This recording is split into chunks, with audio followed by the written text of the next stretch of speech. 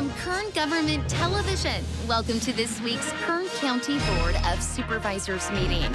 Originating from the County Administrative Center, located at 1115 Truxton Avenue in Bakersfield, California. Grounded in ideas, energy, and innovation, Kern County's vision is to be a driving force for the world's fifth largest economy. And our mission is to exceed expectations of the communities we serve, changing the way they feel about government, those who manage it, and the services it provides. Today's Kern County Board of Supervisors meeting will convene momentarily.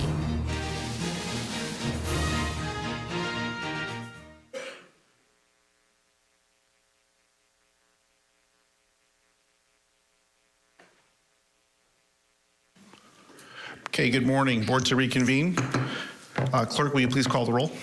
Supervisor Peters. Here. Supervisor Scribner. Here. Supervisor Flores. Here. Supervisor Couch. Here. Supervisor Perez. Good morning. Morning. Okay, good morning and welcome to the Tuesday, March 14th, 2023, 9 a.m. meeting of the Kern County Board of Supervisors. We'll begin today's meeting with the flag salute. Teresa Hitchcock, would you do us the honors of leading us in the pledge?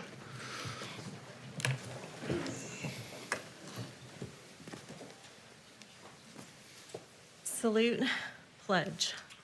I pledge allegiance to the flag of the United States of America and to the republic for which it stands, one nation, under God, indivisible, with liberty and justice for all.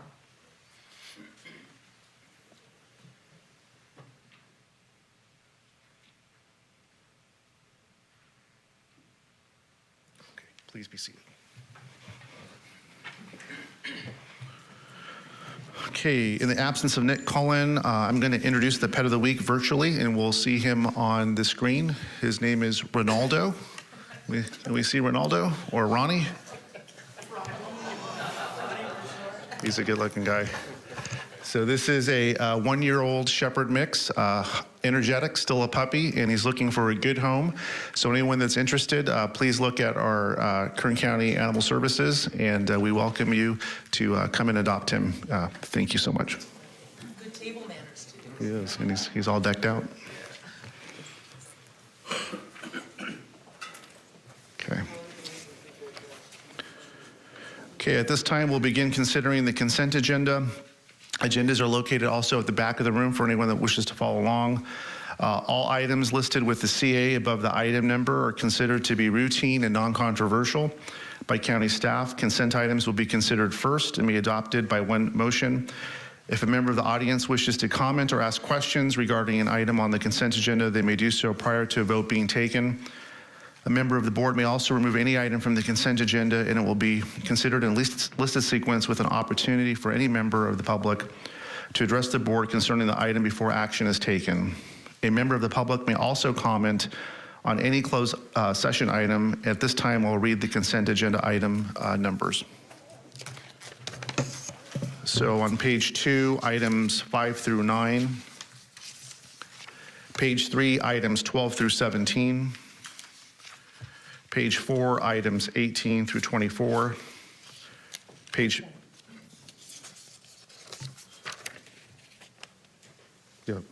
4, 18 through 24. Page 5, items 25 through 29. Page 6, items 32 through 37. Page 7, items 38 through 45. Page 6, items 46, 47, and then 49 through 52. Page 9, items 53 through 60. Page 10, items 61 through 67. And page 11, items 68 through 71. That concludes the reading of the consent. Would anyone, member of the public, like to talk about an item on our consent agenda? Now's the time to come forward. Thank you.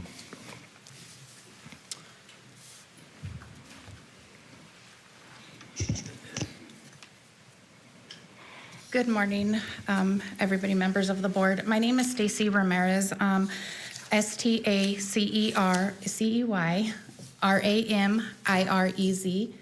The item on the agenda that I would like to talk about is 68, and that is the proposed source agreement with California Body Transport. The reason why I'd like to talk about this is not because I'm disagreeing with California Body Transport coming in as a second company to help with coroner's transportation. I also am an owner-operator of a transportation company here called Ramirez Body Transport, who's been serving Kern County funeral homes for over 2 years with transportation of decedents to funeral homes from wherever they pass. My concern is that here we're bringing on another company, which it's needed. It's definitely needed. As stated in everything that was posted in the agenda yesterday, the death rate here in Kern County is definitely rising, and it is a lot for one company to come in and do these things. However, I want to know where to go with this. This is an emergency action taken because of some issues with the current company, I believe. But how can other companies be involved in this? The company that is being chosen to take in as emergency has been a company for 2 months. They are prior employees of the current company, every single one of them, which is fine. They do know what they're doing. They are trained. But how can other companies come forward who've been serving our county to participate in these things and have an opportunity to do this? My concern is also that the current company only has 4 employees left that's helping them because the new company has came in and employed those people. Eventually, company 1 is going to, fall apart, or they're going to lose their employees. Hopefully not. I wish the best for everybody. But if it does happen, in an emergency case, is going to happen again. So I'm asking you guys to consider it being a permanent thing that there's 2 companies. How can we get a rotation? Tow truck drivers do it, ambulance drivers do it. The county is huge. We can assign districts. I don't know what the answer is. I'm just offering some sort of suggestions and try to figure out how other companies like myself can, bid on these things and participate in, the needs of Kern County. Thank you, Ms. Ramirez. Thank you. Jeff, unplugged in. Oh, go ahead. Supervisor Perez. Stacy, thank you so much for being here. I was unaware of this or the details of it, and I would like to pull the matter for separate consideration. Sure. Okay. Thank you, Chairman. Thank you. So stick around, Stacy. I'll have some questions for you. Okay, so we'll hear item 68 in its regular order. Thank you, Chairman. Okay, any other members of the public that would like to talk about consent agenda item? Okay, seeing none, I'll bring it back to the board. Mr. Chairman, Yes, sir. I need to read something into the record. I, Board Member Zach Scrivener, will abstain from the following consent agenda items due to the following conflicts, since that's item number 19 on this agenda because of a source of income to my spouse. Madam Clerk, please record my abstention on on this item. Even though I will vote on the motion to approve the consent calendar, my vote will only be for those remaining items. Thank you. Okay, thank you, Supervisor Scrivener. So was that a motion with the exceptions of those items? I won't be making a motion. Oh, you on won't? this. Okay, so he'll, Yeah, I'll make a motion to Okay. approve the consent agenda. thank you. I second. Okay, I have a motion and second. Members, cast your vote.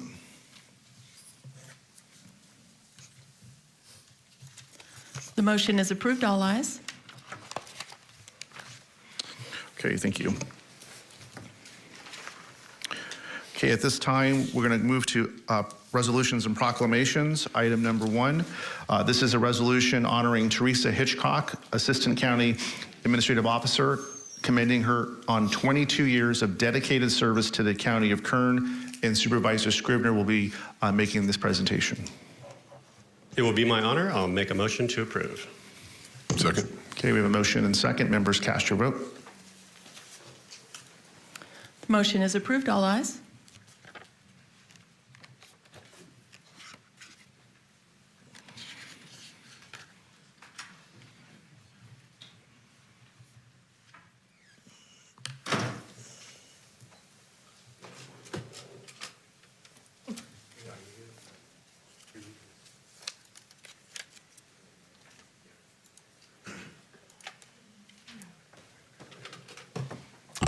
Well, good morning, Mr. Chairman and members of the board. As I said, it's an honor to present this resolution.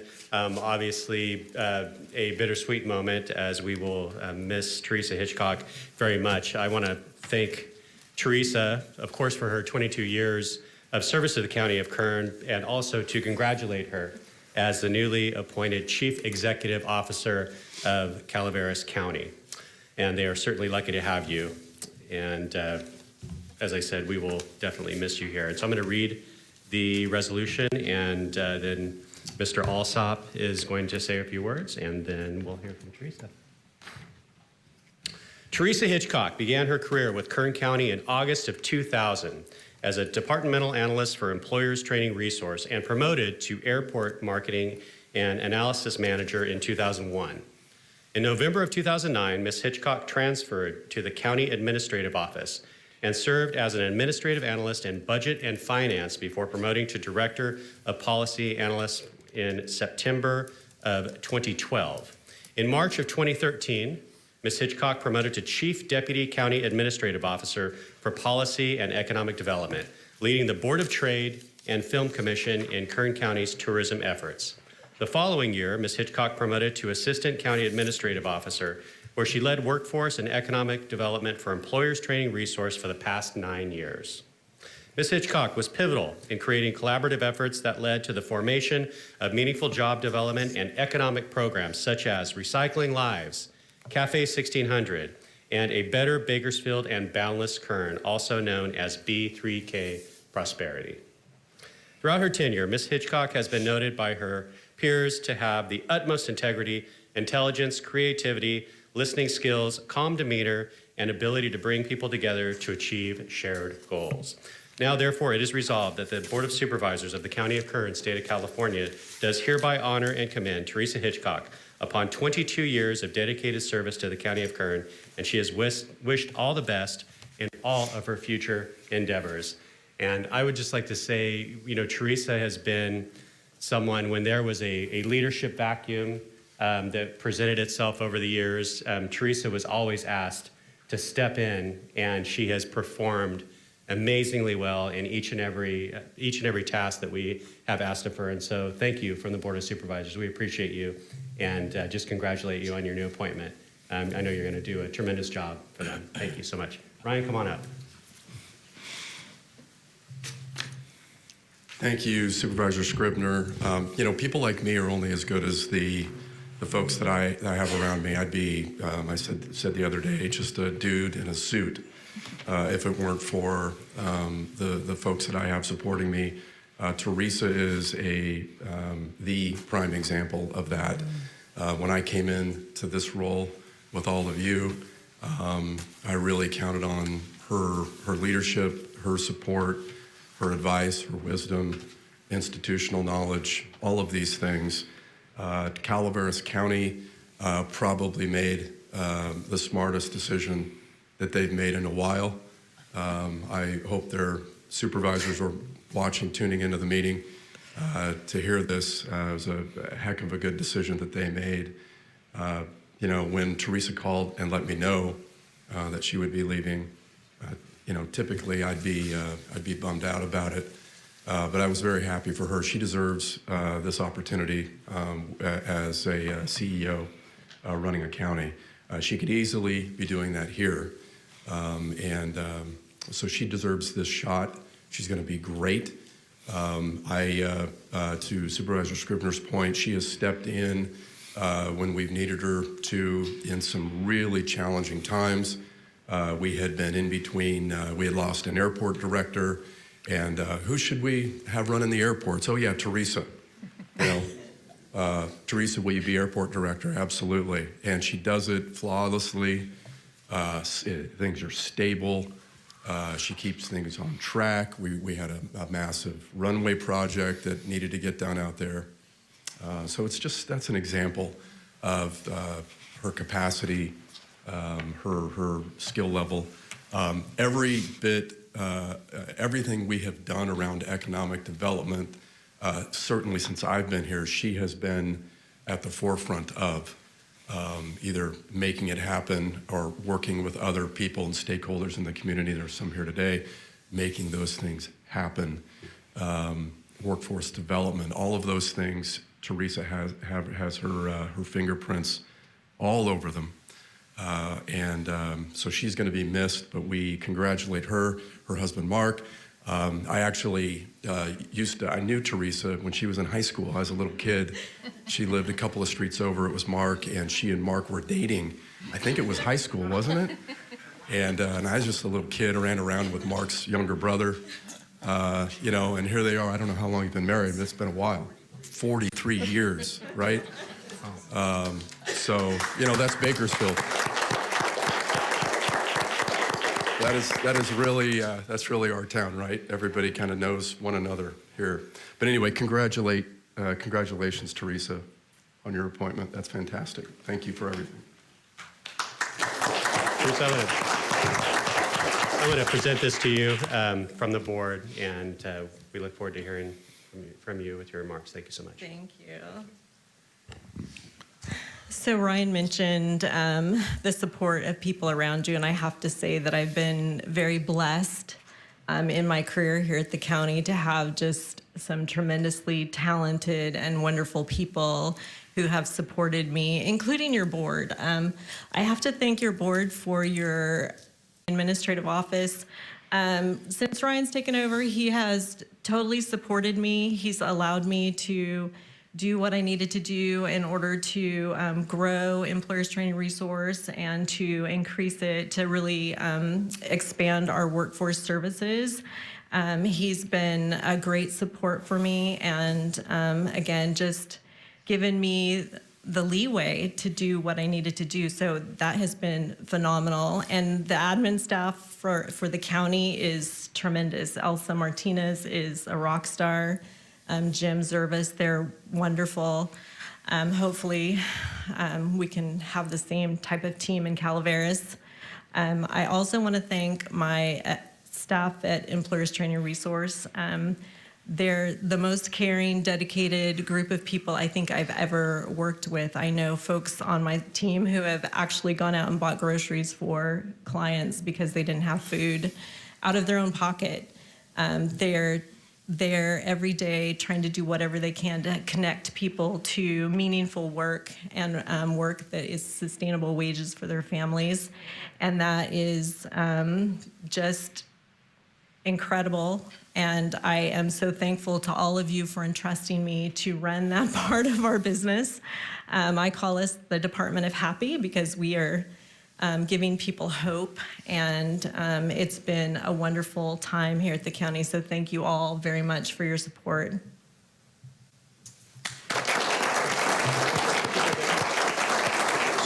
Supervisor Perez. Oh, thank you, Chairman. I didn't hear you, sorry. Teresa, you really are a Jane of all trades. And so this is the perfect position for you to go into. You actually know every position of a county that's necessary, right, to keep it running and to think in a forward-moving fashion, as you have always done in our partnerships on workforce. You know, I could go on and on about the stuff that we've done together and with Turnip Seed and other members of the community that, you know, really, with your really open leadership and warmth in leadership, have invited members of the community, members of the city council that we don't normally work together, but in silos, that you brought together to say and really to illustrate how much this is all of our problem and all of our opportunity, right? When we think about it in those terms. So I know a few folks in Calaveras on the board. I've known them for some time, and I just know they're going to take real good care of you. Those are good people up there, and they got a lot of challenges. And I know that you have a lot of answers and opportunities to provide for those folks. So I'm looking forward to seeing your leadership there. You've done a stellar job here. Congrats on your 43 years. I was unaware of that, but I'm not surprised. I think you guys are a perfect fit in Calaveras, and we look forward to hearing you know, from around the state. I'll see you at CSAC events, I'm sure, and to see you thrive will be really meaningful. So, or to continue to thrive, rather. Best of luck to you, Teresa. Thank you, Supervisor Perez. Supervisor Peters. Teresa, I just wanted to say I appreciate you and your leadership and everything you've done for the county. And your heading up there is going to be a loss for Kern County, but it's going to be a big win for Calaveras. So I just wanted to congratulate you and wish you and Mark all the best. And I hope you guys enjoy this next part of your adventure. Thank you, Supervisor Peters. Supervisor Couch. Thank you. I was always amazed at how you took over a department or a role that you, excuse me, in the past probably had virtually no experience with or you didn't know that much about, but it taught me something that in some of these roles, we need really good administrators that just roll their sleeves up and figure things out and learn the rules. And you've done that with, I don't know how many departments. That's just always impressed me.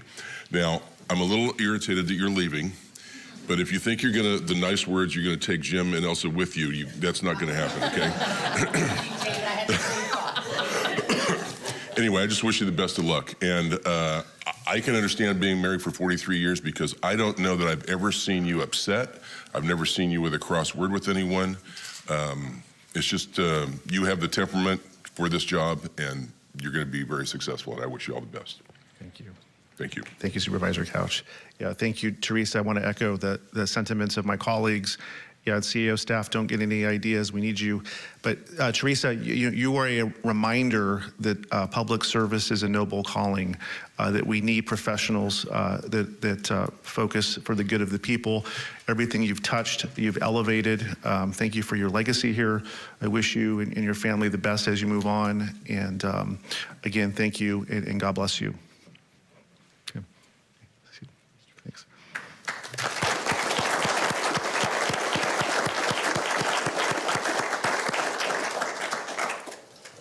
Okay.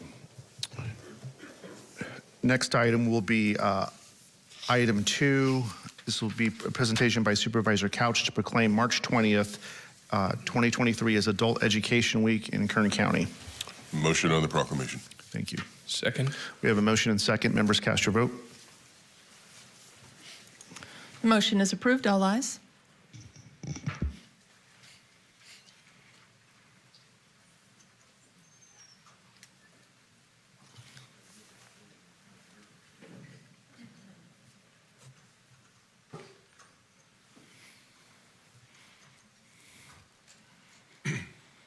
Thank you, Mr. Chairman, members of the board. This one has a special meaning for me.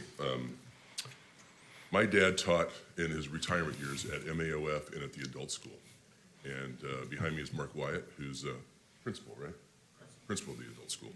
So I'm going to read the proclamation and turn it over to Mark, and he can make an introduction and say a few words. But this is an extremely important, I don't know if it's service or yeah, I'll call it a service to our community because, especially in this community, people need this type of educational opportunity, and they provide this, and it's just spectacular what they do. The proclamation reads, the Board of Supervisors of the County of Kern, State of California, has officially proclaimed March 20th through 24th, 2023 as Adult Education Week in Kern County, and this recognition has been entered into the official board minutes signed by our Honorable Chair, Jeff Flores. It's dated today, March 14th, and I will turn it over. I don't want to go to the principal's office, so I'm going to turn it over to the principal right now. Thank you very much, Supervisor Couch. I'd like to introduce Jody Leffler. She's the Director of Adult Education at Bakersfield Adult School. I'd like to thank the Board of Supervisors for all their support. We do a lot of partnerships and collaborations with the county, and they are one of our best partners. So I really want to thank you for all your support over the years and hope to have continued support. I don't know if it's ironic or prophetic, but we're here today on recognizing Teresa Hitchcock. And I would be remiss if I didn't mention how important and how vital she's been to a lot of the programs that we've had at Bakersfield Adult School. It's about partnerships and collaborations, and there's nobody, and I've been doing this job for 13 years. It's one of the largest adult schools in the States. Nobody is better at partnerships and collaborations than Teresa Hitchcock. You said a lot of nice things about her. I'm going to say one thing. I've never met somebody that's more tenacious when it comes to solving those kinds of problems. She just doesn't give up. She's just been wonderful. We're going to miss you, Teresa. A lot of times it's easy to focus on loss when somebody leaves, but I'm really fortunate that we've been able to work with her the last 9 years, so I'm thankful for that. Jody, anything to say or add? Thank you so much. Take care. Thank you. Thank you all.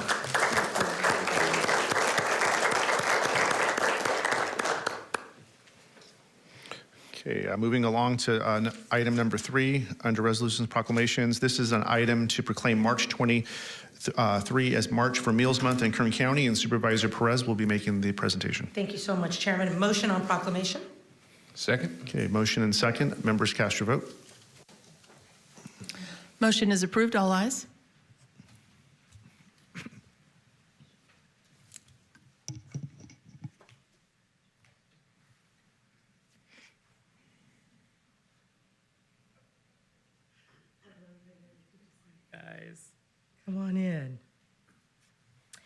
Honorable Chairman and colleagues, I am so grateful to stand before you today and to proclaim March 2023 as March for Meals Month here in Kern County. In March of 1972, President Richard Nixon signed a bill into law that restructured the Older Americans Act to include a nutritional program for Americans 60 years and older.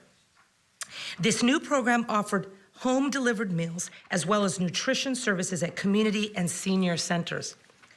Later in 2002, this program would become what we all know now as Meals on Wheels. Thank you, Nixon. It is important for us to recognize this valuable program and to raise awareness about the escalating problem of senior hunger in our community. We all know that Meals on Wheels has done phenomenal work in addressing food insecurity. And they also serve to connect with our seniors who often feel lonely and abandoned.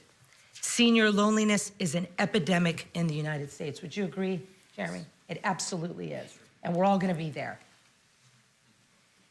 I would like to thank one of my heroes, Jeremy Oliver, and his heroic team at Aging and Adult Services, as well as the many volunteers who work tirelessly every day to ensure this program thrives in Kern County. I remember, Jeremy, when we partnered with WISPA during COVID to bring food, love, and community to our senior citizens. So many of them told us that they had not, apart from the Meal on Wheel visit, they don't have human interaction with people.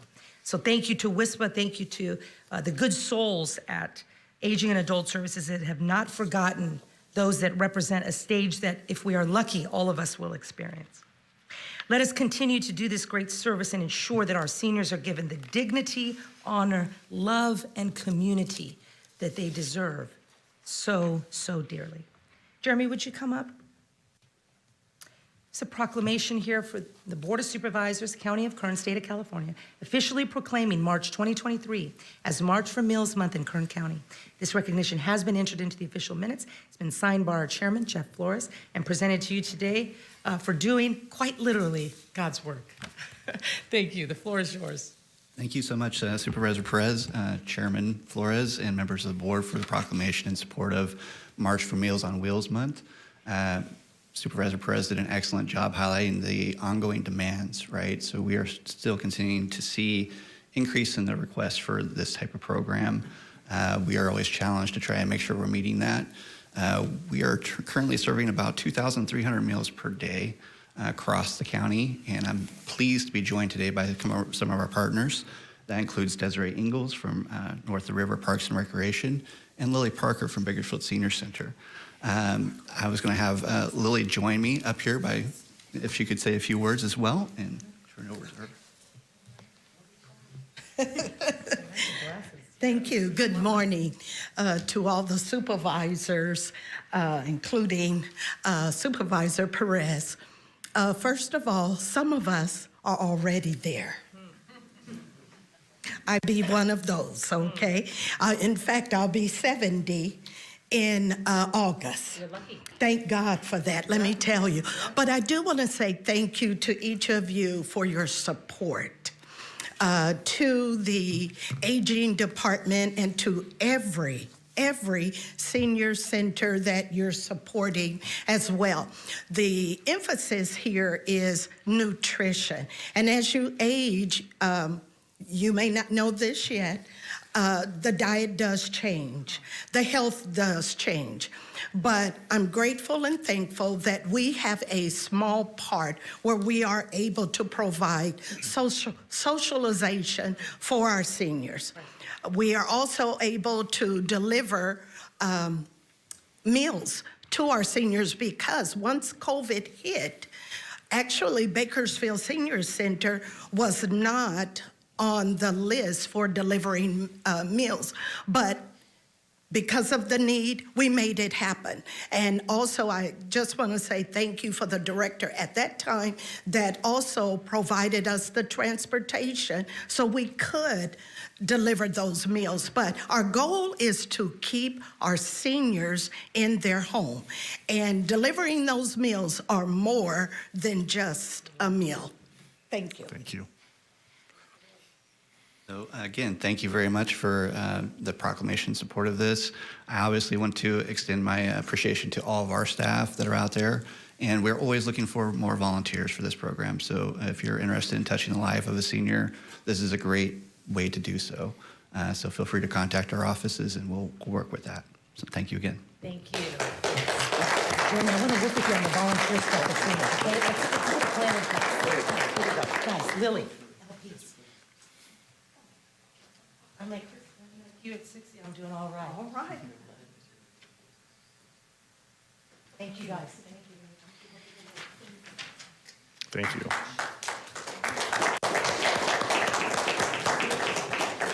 Okay, at this time, we'll hear item number 4. This is an item to proclaim March 25th, 2023 as Touch a Truck, a free hands-on family experience day at the Bill Memorial Library, and Supervisor Peters, this is a perfect one for you, will be making the presentation. Thank you, Chairman. I'd like to make a motion to approve item number 4. Second. Okay, I have a motion and second. Members, cast your vote. Motion is approved. All ayes.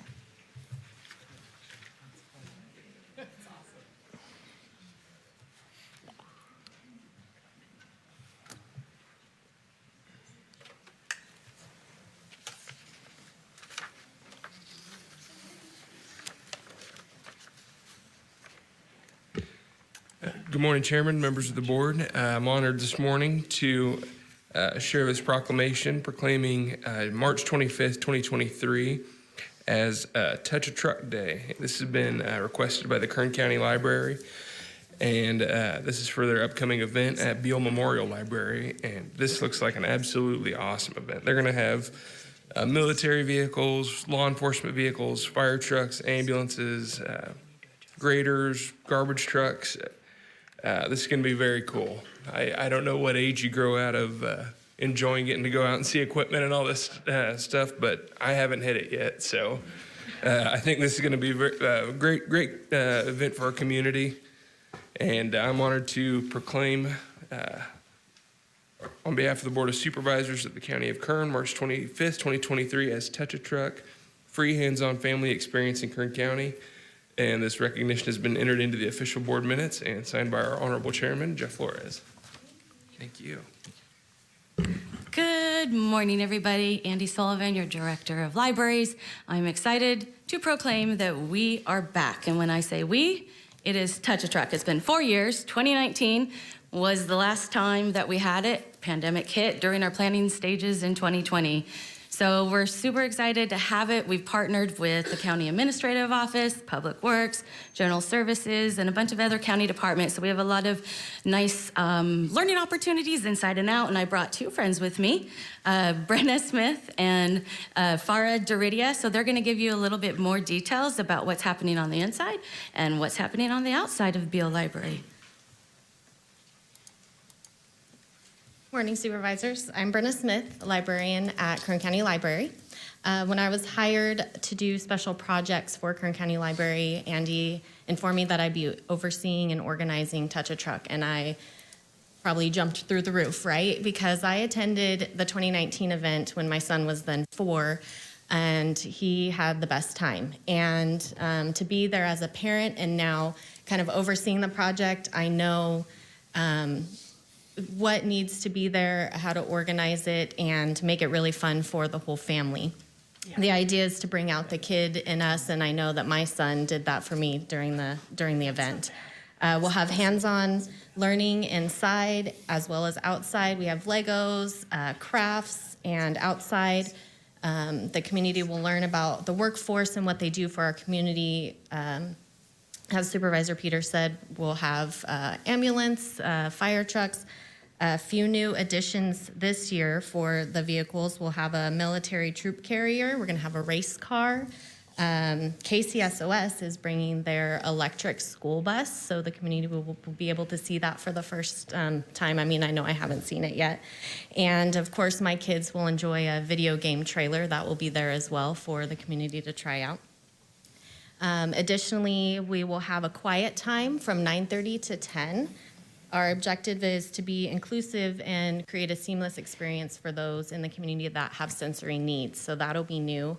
for the first half hour. Just kind of think soft opening, it'll be quiet. And then at 10, we'll have the color guard at kickoff. So we'll have that to kind of bring everyone together and get it started. And we've also partnered with the Kern Literacy Council and United Way of Kern County. They will both be handing out books for the kids to build their at-home libraries. So really excited about this event, and I hope you guys all come by and check it out. Thank you. Thank you. Good morning, Supervisors. My name is Farah Duradia, and I do marketing and promotions for Kern County Library. And today, we've prepared a video to get you guys into the spirit of Touch a Truck. So if we could watch the video to get everyone in the mood and get everyone excited for Touch a Truck.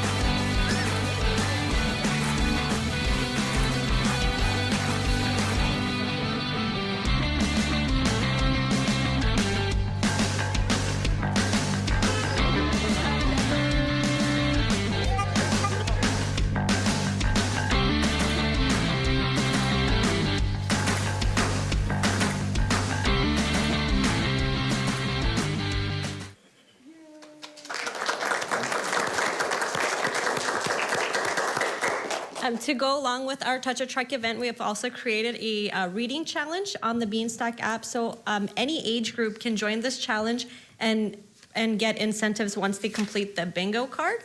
So that's also going on at the library as well to go with our Touch a Truck challenge.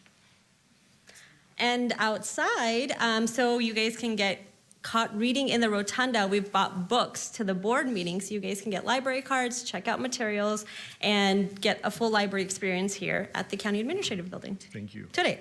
Good job. Thank you. Thank you. Thank you.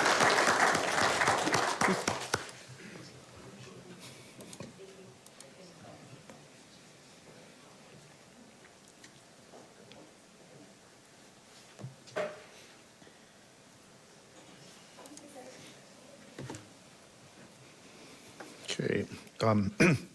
Moving on to item 10 under public presentations. This portion of the meeting is reserved for persons to address the board on any matter, not on this agenda, but under the jurisdiction of the board. Board members may respond briefly to statements made or questions posed. They may ask a question for clarification, make a referral to staff for factual information, or request staff to report back to the board at a later meeting. Also, the board may take action to direct staff to place a matter of business on a future agenda. Speakers are limited to 2 minutes. Please state and spell your name before making your presentation. Thank you. Any members of the public are here for public comment? Make your way on up. Thank you. Thank you, Mr. Chairman. Happy Pi Day. Thank you. Randall Dicko, D-I-C-K-O-W. The last time I was here, not 2 weeks ago, but over a year ago, I was here to talk about the Veterans Justice Program. We had just celebrated our 10th anniversary of successful helping veterans. I want to let you know we just completed another year, obviously, but very quickly I want to give kudos to the Sheriff's Department. We started a program in the middle of last year where they provide me every day, weekday, with an email of booking numbers of all veterans that may be incarcerated. The good news is I'll go days without getting any new ones. I get the email, but there's no new ones on there. Our numbers are dropping. That's a great thing. We have no active deployments right now, so we're dropping. We unfortunately do still see some Vietnam vets, so it's ongoing. But the program works. We've had no failures, something I'm very proud of. One thing I do want to say in my remaining time, when I was here last, 2 weeks ago, I do owe Supervisor Couch an apology. I said when I made my presentation that we were of a like age.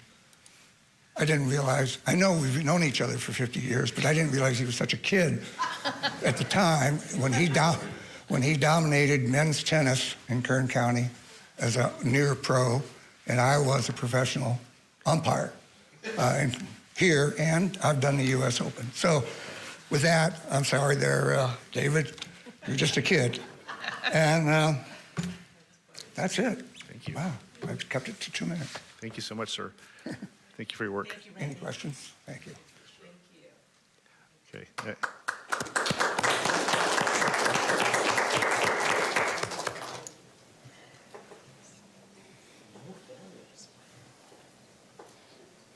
Good morning, Supervisors. Good morning. My name is Cameron Lorimer, Lorimer. I'm just going to raise up. I was here 2 weeks ago, pretty passionate meeting, and just wanted to give you some follow-up. I've looked at that. So in the last 2 weeks, what really hasn't changed is there's still a pretty large constituent that wants to see the machines go away and the adoption of a single-day vote, paper ballot, and there's ways to do that. I saw some positive things, though.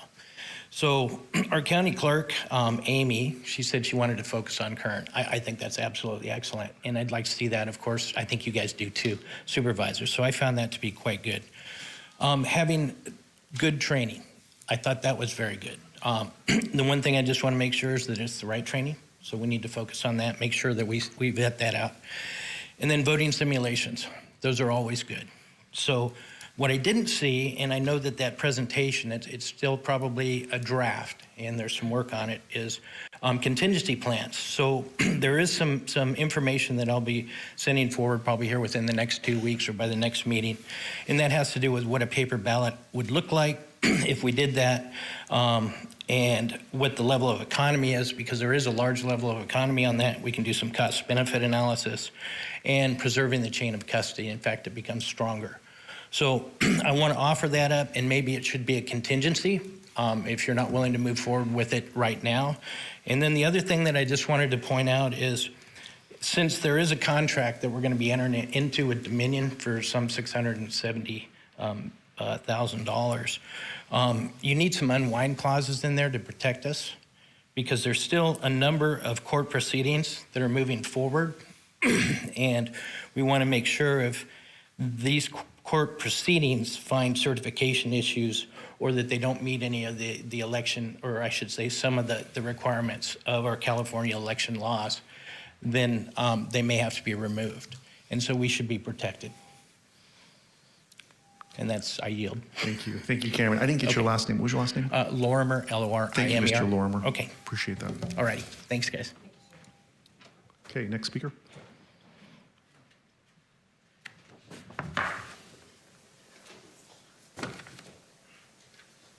Good morning, Chair and Board of Supervisors. My name is Ryan Pettit, R-Y-A-N-P-E-T-I-T-T, and I'm an undergraduate at CCB. I'm here today to ask the board to monitor our county's police. Recently, a Hulu series titled Killing County did an episode of Our County and brought us some unfortunate events that happened here a few years ago. Chair and board, do you remember David Silva by chance? I think I do. But the gentleman that was at Kern Medical? Yes, yeah, I'm glad you do. But I will still briefly explain who he was to everyone who here probably doesn't know who he is. David Silva was a 33-year-old man who was one night sleeping on the sidewalk.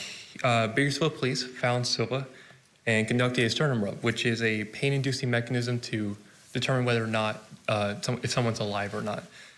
Like anyone, Silva reacted by being shocked, and the police responded with unnecessary violence. 8 officers beat the defenseless man, hog-tied him while he's on the ground, and 1 let their canine bite him.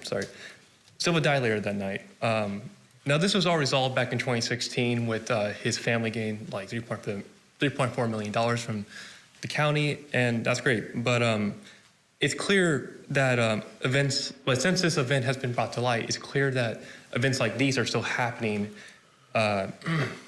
today. And again, that's why I'm asking you to monitor, or if you already are, continue monitoring our police. Thank you. Thank you. Thank you. Mr. Pennant. Okay, Next speaker, please.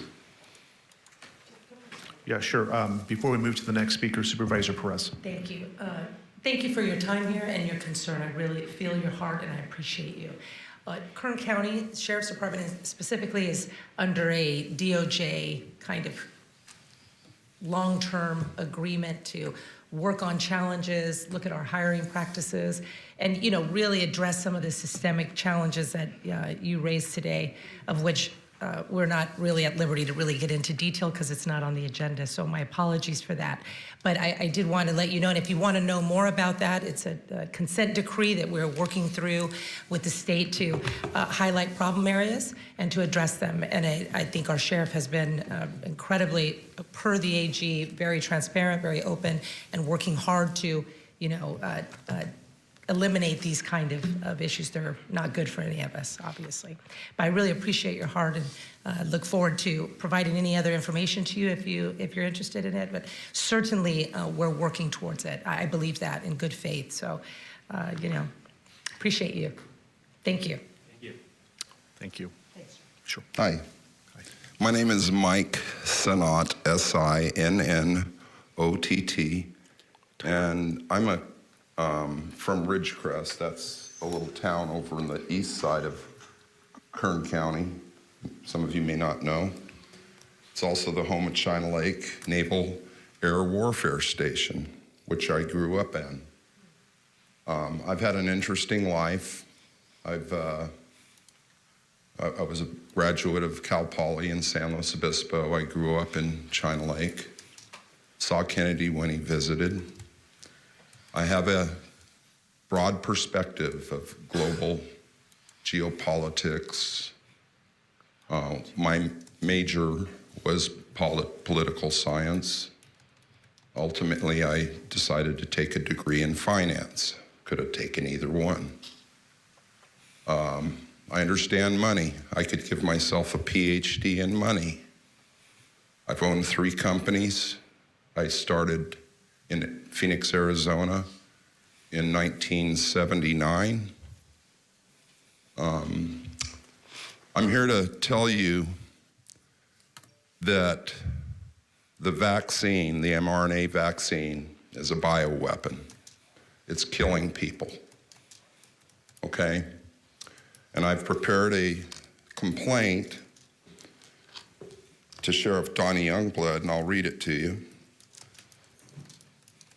Dear Sheriff Youngblood, it is hoped that the following videos and statements from multiple doctors and experts in their field will provide your department with sufficient information to establish probable cause to search and seize all mRNA COVID-19 vials from Kern County medical providers that have been produced by Pfizer, Moderna, AstraZeneca, BioNTech, and Janssen. Pfizer's mRNA COVID vaccine, oops. Could I have permission to finish this? Yeah, just wrap up your comments and then we'll Thank you. go to the next speaker. Pfizer's mRNA COVID vaccine is likely a bioweapon. Supporting information is available from multiple sources outside the mainstream media, as the information from multiple doctors and researchers below will show. Thank you, sir. And do you want to leave something with our staff? I'm going to give you the website, roadrunner395.com. Thank you. It's a private, nonprofit enterprise. It's not a business. It's a public service. And I'll be coming back and talking to you and hopefully informing you on the meaning of global fascist Nazism. Okay, thank you, Mr. Sanan. Okay, next speaker.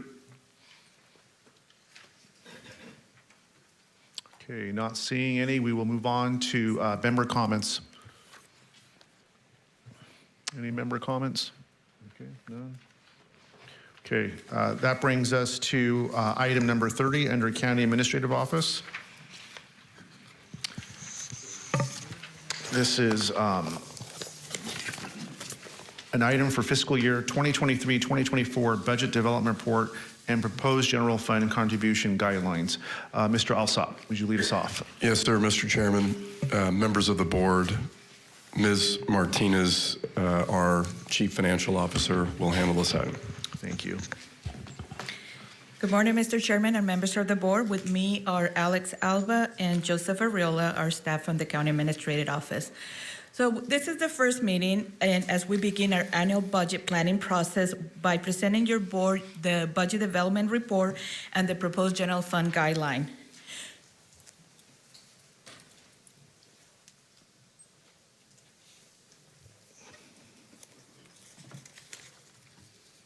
It's not going to work. Is it on? Is it on? I think it's on.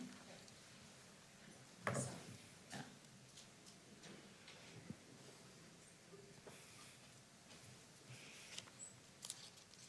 Nope. Is it? There you go. Or maybe they did it. See, that's why they're here. When we begin the budget development for next year, we evaluate the 4 areas listed in the slide. State and federal actions, county assessed valuation, property taxes, and other discretionary revenue, known and quantifiable changes in program costs and revenue, and the status of current year's budget and year-end balances. We also consider the economic outlook, and this year, while experts' opinions vary when a recession or whether a recession will occur and to what extent, we also need to consider the economic outlook as we develop the budget for next year. Joseph Arriola will go over some of the key factors that we consider as we develop the budget. Good morning, Mr. Chairman and members of the board. My name is Joseph Arriola for the County Administrative Office. In development of the 2023 through 2024 Budget Development Report, the County Administrative Office took into consideration numerous economic indicators and reports. Most notably, sales tax collections, consumer behavior, inflation, unemployment, global economics, and geopolitical risk. As stated in the mid-year report, the December 2022 unemployment rate of 6.7% remains below the pre-pandemic average of 8% and indicates a tight local labor market.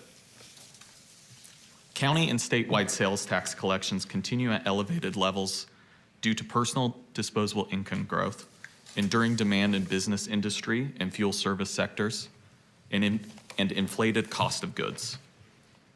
Inflation continues to trouble consumers, the county, and regulatory bodies. In January 2023, inflation reversed declines it began to show in late 2022. Zooming out, the county continues to monitor geopolitical, global, and macroeconomic influences that may impact local industries, most notably oil and gas. Those influences include liquid fuel production targets, the Russian invasion of Ukraine and conflicts within the region, and global economic conditions and competition. With more on county resources, Ms. Elsa Martinez. Thank you, Mr. Arriola.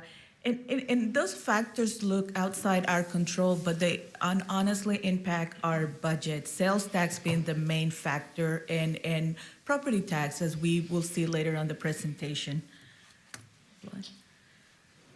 From the state and federal actions, as we noted in on the staff report, the governor proposed budget for 23-24 includes, unlike other previous year, a $22.5 billion shortfall that the administration plans to resolve through a series of cuts, delays, deferrals of authorized spending, and other one-time reductions. The budget protects, however, investments that were made this year, and it proposes very few new programs for the next year. On the staff report, we listed a few programs that we will be monitoring closely. On the federal side, over the last 2 years, the federal government has provided significant funding to local governments. And just last week, the President Biden released the 2024 budget. This is the first step in the federal budget process, and as Congress develops the budget resolution and negotiations at the federal level occur, we will continue to monitor any funding or reductions that will impact our budget. Before we go over next year's budget, I want to remind the board and the public the breakdown of our county budget. Our county budget is $3.6 billion. Most of the county budget is funded from state and federal sources and is tied to specific programs and services, some of which are mandated by law. These funds are not available to be used for other purposes.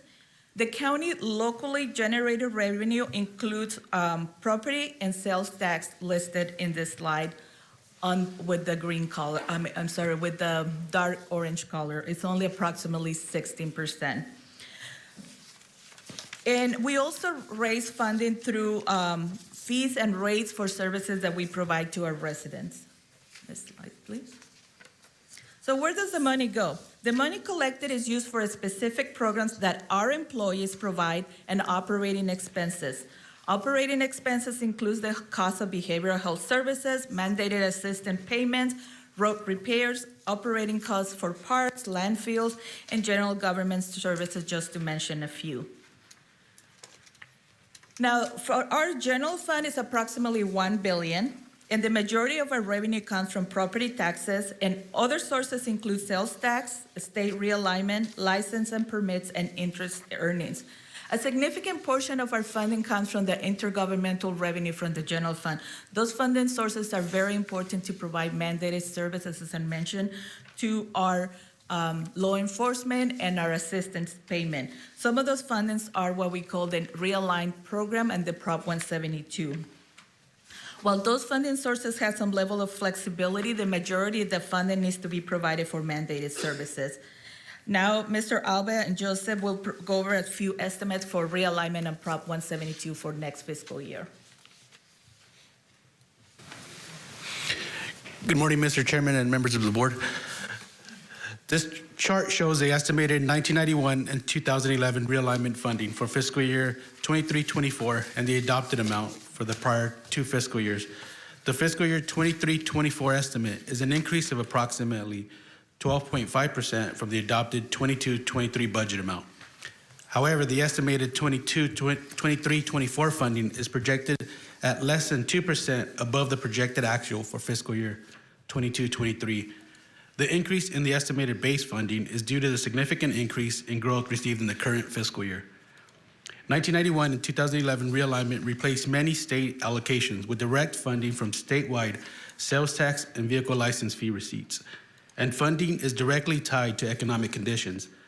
Due to the rapid expansion experienced in the prior 2 fiscal years, it will now be difficult to achieve new growth at the same pace or reach the new higher base amount. As we saw at the onset of COVID-19 pandemic, an economic slowdown could result in an instant reduction in this revenue funding at a time of highest need for services. However, in 2022, your board approved a request to establish a realignment reserve with one-time, non-budgeted growth funds for unanticipated program needs or possible shortfalls. Our office will continue to closely monitor this funding and will determine final impacts at the May revision when realignment revenue projections are updated by the state.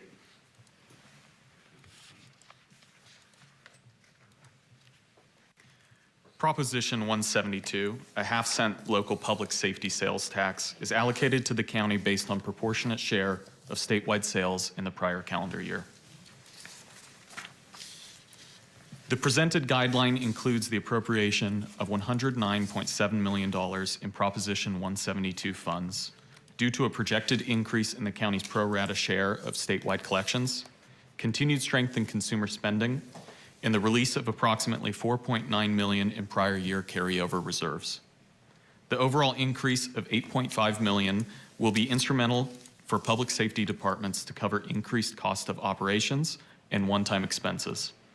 However, the recommended guideline still reserves approximately 3 months of operating revenue for future needs. So other than this state and federal revenue, property tax-related revenue is the largest source of general fund discretionary revenue. The first step in determining property tax estimates for next fiscal year is to review the assessed value.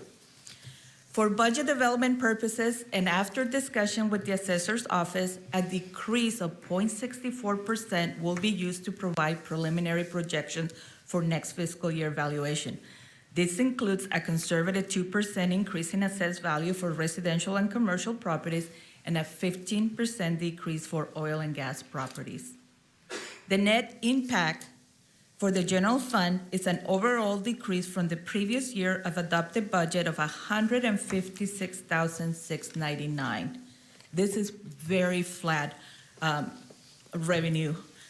While we're seeing the decrease when compared to the estimates for this fiscal year, the adjusted estimates, we are going to anticipate a decrease from the estimated cash collections of this year of $6.1 million.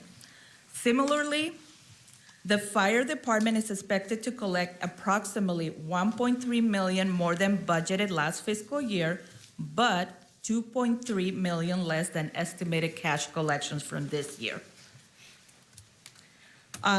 This changes in property tax, once combined with the increase in anticipated sales and other taxes and the increase in revenue from the countywide cost allocation plan, results in an overall increase of $21.7 million in general fund discretionary revenue when compared to the adopted budget for this year. It is important to note that sales tax estimates do not include revenue from the recently approved Measure K. These funds will be incorporated in the preliminary budget after your board approves a specific Measure K budget and after a review of the Citizens Oversight Committee for compliance with the enabling ordinance. Just like revenue is increasing, so is the cost. Utilities, information technology costs, workers' compensation, employee costs, such as pensions, are all projected to increase. For pensions, after a decline this fiscal year, primarily as a result of the payoff of the 1995 POB, pension bond, the overall retirement rate for next year is projected to increase. While the retirement rates from Casera are decreasing for general members, they are increasing for safety members, as this is the final year that we are absorbing the assumption changes for this group.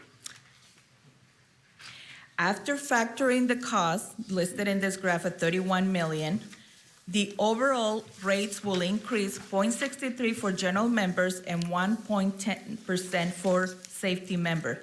So the overall impact to our budget is approximately $5.9 million more. So as we look at the year-end balances, we have approximately $295.9 million of designations or reserves, as we call in accounting, assigned fund balance. However, a significant number of that amount is dedicated for specific projects, and it also contains our 10% reserve, which, looking at the guideline for the Government Association, it is low. We normally require approximately $140 million. We have $43 million. Next slide, please. The guideline that we recommended for departments, in essence, keeps the departments at current levels. It does not seek any reductions of general fund allocations, and this guideline will provide departments with preliminary planning framework to develop a balanced budget for next fiscal year. And as every year, as an abundance of caution, we're requesting that departments submit budgets with a step-down plan of 3% from the proposed net general fund guideline. So as we develop the budget, we keep in mind that budgeted is not just number, it's about priorities. If your board were to ask me, how are we doing? I'm gonna tell you this is a status quo budget. There are some increases in revenue, but there are also increases in costs.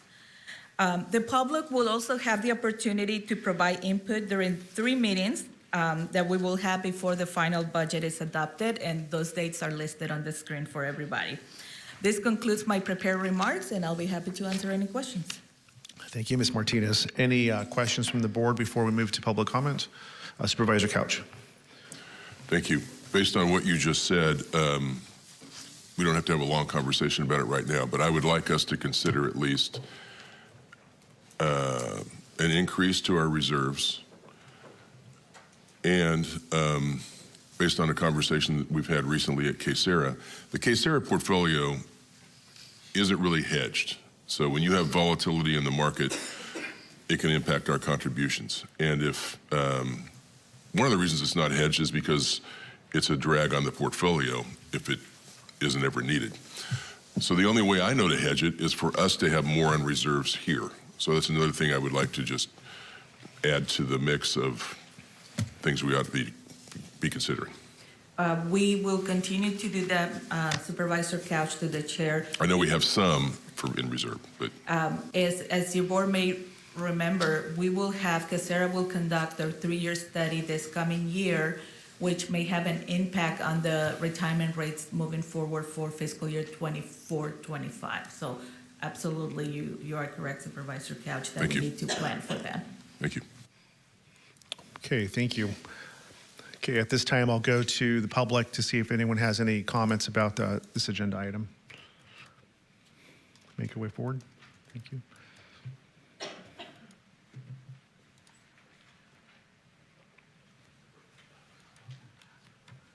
Good morning, Supervisors. Gustavo Aguirre with Center on Race, Poverty, and the Environment.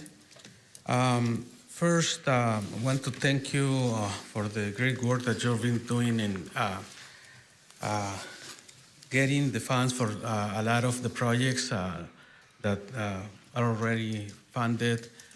One concern is that I think some of the projects are being, kind of delay in the implementation, like the Lamont Park or the flooding issue that, there are some funds, but my understanding is that some progress, but maybe not enough. So we ask, your board to pay attention to the already funded projects. But again, we are very thankful for all the work that you did. One comment, I think one of the last funding that you approved, the 30 million, I think was divided between all the 5 districts.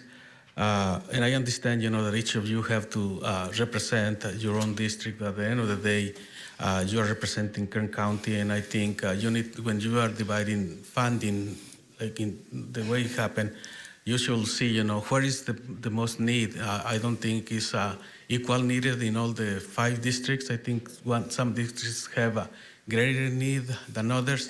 So when dividing, please support Supervisor Couch, which is a lot of the communities, and also Supervisor Perez. I think those are they have most of the disadvantaged communities. So again, thank you for all the work that you did for that. And we are submitting a list of new projects that are not funded yet. Some of we will be adding more streets, but for now, that's what we are submitting. We are also including some of the proposed funding for the AB 617 Arvin and Lamont, specifically in Lamont. There is a proposal from Public Works, and we are supporting most of it, but we want to be sure that it is funded. It's not approved yet, so it is part of this.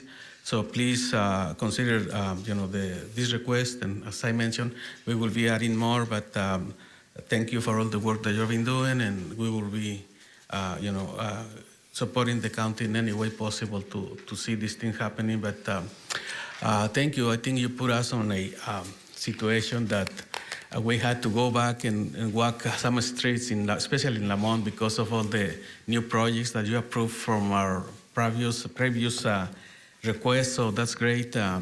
Supervisor Couch and Perez, keep doing that great work and keep bringing the monies for our communities. Thank you. Thank you.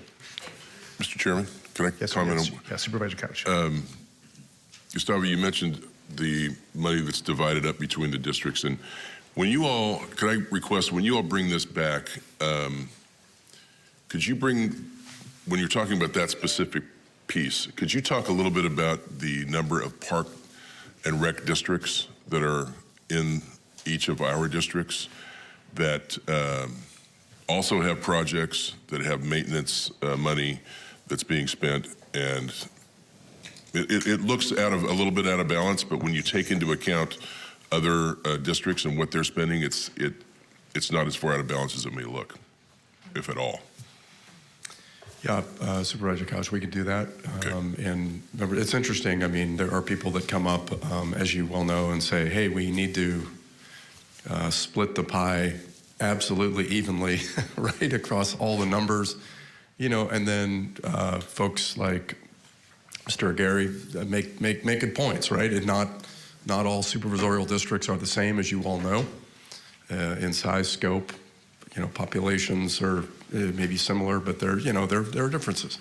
I did want to comment. Thank you for the opportunity to let me speak. I wanted to tell you, sir, that we are full up on projects right now. Just to be quite honest with you, between all of the money that has been allocated by this board for, whether it's ARPA money, which we're going to talk about in a little bit, or other monies, whether it's a park project or roads or a lighting sidewalk project that you're aware of, we're full up, and we are feeling a little bit of stress about getting all these things executed and done. We will, but I'm just giving you an appreciation for what we are trying to pull off here, which is a significant amount of investment.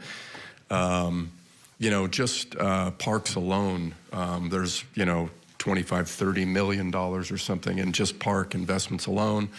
A lot of the funding that you're talking about for disadvantaged areas, a lot of these infrastructure, road, sidewalk, lighting projects that you and the group had met with us on and given us a priority list for, which we continue to appreciate receiving those things. Those are very informative and helpful to us. All of that money, which comes from the American Rescue Plan, must specifically be spent in a federally designated qualified census tract, which are disadvantaged census tracts according to the federal government. We are funding projects that are in those lists because we can't spend any of that money outside those lists. So I just wanted to make that clarification to you. But we will bring back a broader presentation, and I can work with Mr. Zerfas on that to bring back, and I think that'd be helpful. We will touch on a little bit of it, I think, in this next agenda item, but we will bring back another presentation for you. Thank you. Yes, final comments. I think that's one of the concerns that we also get from Public Works and Parks and Recs. And I think instead of asking those two departments to reduce 3%, I think an increase will be very wise because specifically for what you said, Mr. Ryan, that I think there are a huge list of funded projects that I think those departments need the capacity to deliver. So please pay attention to that, what capacity those two departments need to deliver, to capitalize on those funds, because it will be very bad if we are not able to capitalize on those and maybe losing some of those already secure funds. So please pay attention to those situations also. Thank you. Thank you. Thank you, Mr. Aguirre. CAO. Yes, sir, Mr. Chairman, members of the board, I just wanted to provide some clarity. So we are not reducing or asking this board to reduce funding for the Department of Public Works by 3%. Ms. Martinez's presentation really is sort of the 3% is a due diligence exercise that each of our departments will go through, in case there's some extraordinary problem with our budget. But we are not asking for that, just to be clear, in any departments that are related to the work that we will be doing, whether it's in parks or roads. In fact, we have increased capacity, staffing capacity, in Public Works as well as in our parks area in order to get these projects done. They will be done. We are under a deadline to get them done, so I just wanted to make sure you were clear that we are highly motivated and engaged and involved, and we will be getting this work done. So if you have any questions, you have my number and my email, sir. Another final, maybe just doing the same exercise to increase the capacity. So one exercise to lower the capacity, but maybe one way to approach it, the capacity piece is also doing that, exercise to increase 3% the capacity of those departments. That may be one way to, increase the capacity of those departments. Thank you. Yeah, I want to see increased capacity for public safety, so thank you. Okay, we'll bring it back to the board for final comments and action. Somebody else. Oh, I'm sorry, I didn't see you. Come on down. Please make your way. Good morning, Supervisor Board. I'm sorry, I'm a little bit late. My name is Diana Mireles, and I'm a member of the Comité Progreso de Lamont. I'm a Lamont resident, and I'm here like just to support, like Gustavo said. Like we know we have like some projects that are already like in the budget. So like the park, we work with the Parks and Recs for the project. So I would like to see more progress on the park. And that he mentioned of the AB 617. I'm the steering committee member for the AB 617 in Lamont. And I know we're working on the streets. And Yolanda sent us a map that she includes like Mambu Road, but we don't know if she includes like the neighborhood, like it's Reynolds, Men or some streets around the school, because it's around the street. But it's a school and the corner, and the neighborhood is like a lot of kids walking to the school, and they don't have a sidewalks. So it's like Reynolds Street, Manowar, Woodland Way Street, Citation Lane, and National Lane. So it's the neighborhood next to the Mambu. So I would like to see if you can pay attention. And I know we are working with Yolanda too, and we send all these streets and with pictures and signatures, and we can send also to Mr. Alsop and Supervisor Couch. Thank you. Thank you, Ms. Morelos. Any other speakers on this budget item? Okay, we'll bring it back to the board. So, No, we have to. Motion to approve. okay, we have a motion to approve. Second. Okay, members cast your vote. Motion is approved. All ayes. Thank you. Okay, moving on to item number 30 under the CAO's office. This is a report on the American Rescue Act plan for community investment and dashboard. Yeah, Mr. Chairman, members of the board, Mr. Zerfus is going to kick off this presentation. Thank you. Okay, thank you. Thank you, Mr. Jervis. Yes, Honorable Chairman and members of the Board of Supervisors. So Kern County received about $174 million in American Rescue Plan Act funding. And over the past year and a half or so, your board has been allocating that for different projects and programs. And we've been busy trying to implement those and get some of those things done. One of which is the $30 million investment in infrastructure in disadvantaged communities we were just speaking about.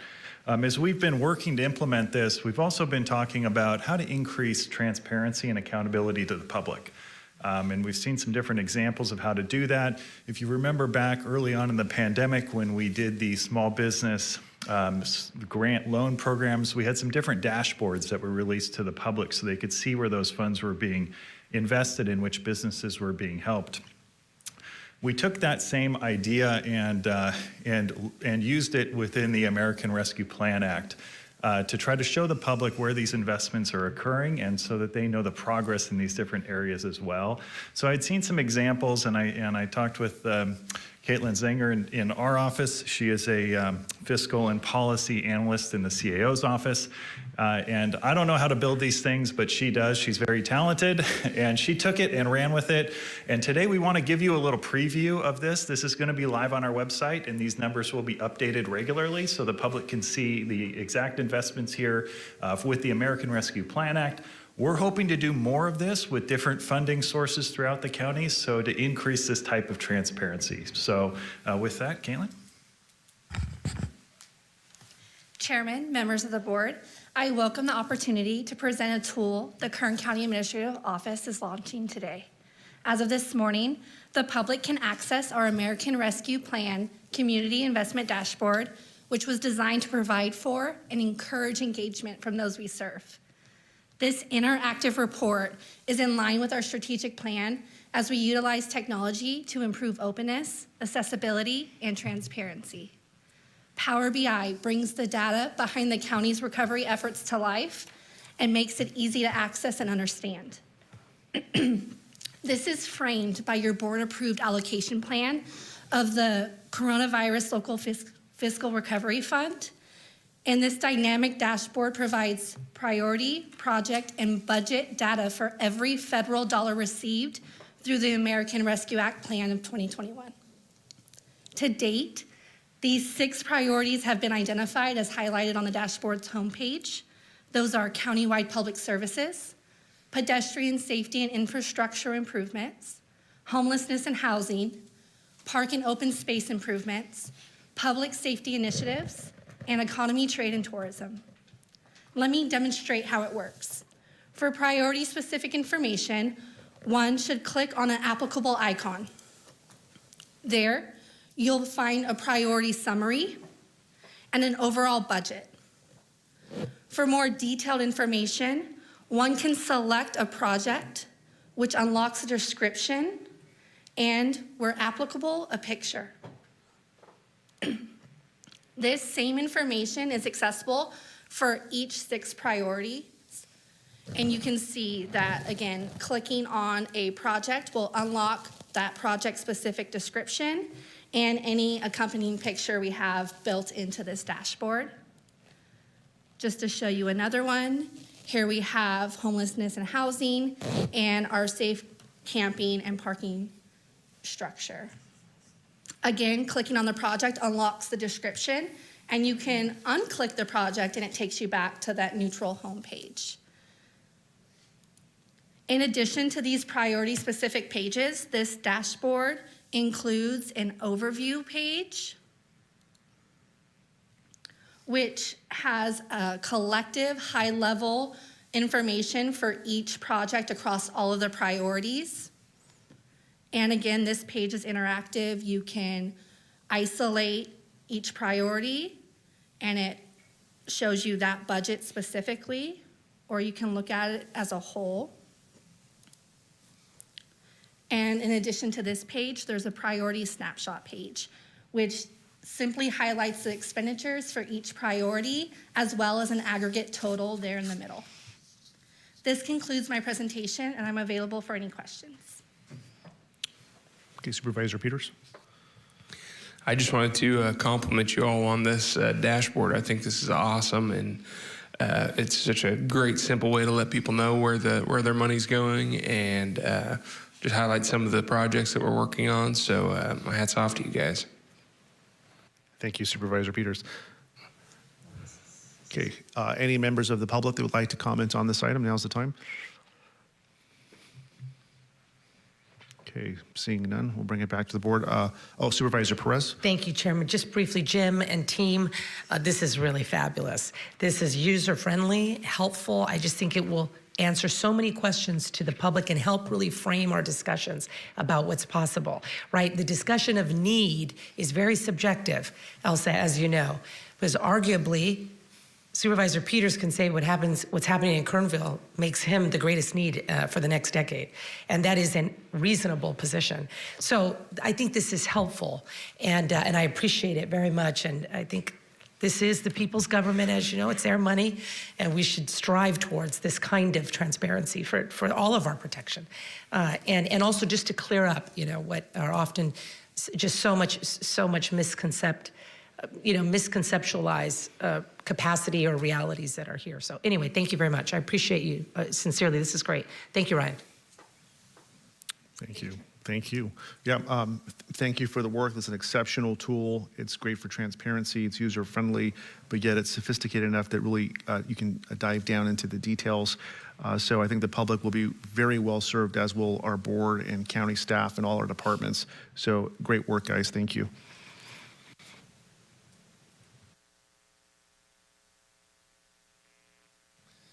I appreciate all of this, and I don't mean to belabor this, but I do want to thank both Jim and particularly Caitlin for her just being a great member of our team and so resourceful. I wanted to let you know this is a similar application, we'll be doing something very similar to this.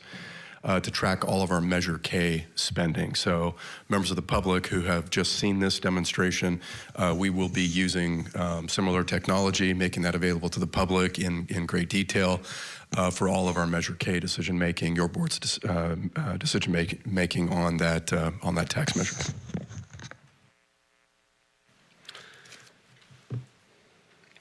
Motion to receive and file. Second. Members cast your vote. The motion is approved. All ayes.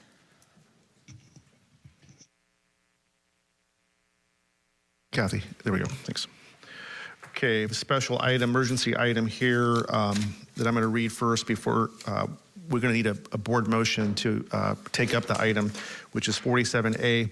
This is a request for resolution ratifying a proclamation that a severe weather event and state emergency exists within the county of Kern, and authorize submittal of a request for assistance under the California Disaster Assistance Act and other assistance as may be appropriate. So if I can get a motion and a vote to it up. So moved. Second. Okay, members cast your vote. Okay, so let me read this non-agenda item first before we. Excuse me, Chairman. Supervisor Perez, can you reconfirm your vote? No, I cannot.